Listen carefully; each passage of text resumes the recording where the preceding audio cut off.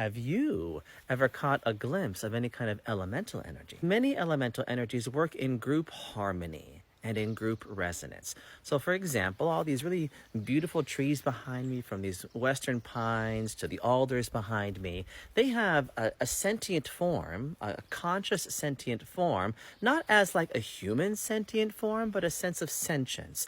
But they also connect throughout the network of all the other trees around them, through the network of the rooting, through the mycelium of the rooting. This is how they work.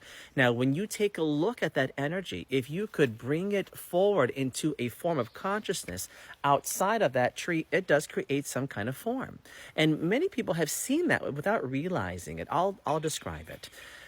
When you are walking through the woods, and you are taking a look at the conscious collective frequency energy, sometimes it'll reshape itself into a form of how you might be able to understand that. And what I have found as it tends to do is it kind of starts to create an amalgam of pressure-like sensation. And I think that if you're kind of walking through a path and your periphery might catch you might say, was that a portal?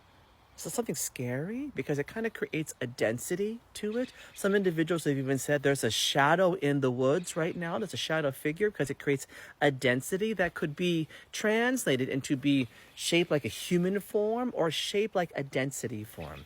And that's usually how elemental energy kind of appears, but sometimes elemental energy can spark, and it can be kind of small. And what would that be interpreted? Some kind of fae-like energy or pixie-like energy. And the goal is to be able to identify clearly, succinctly, profoundly, and then understand how to now communicate with it.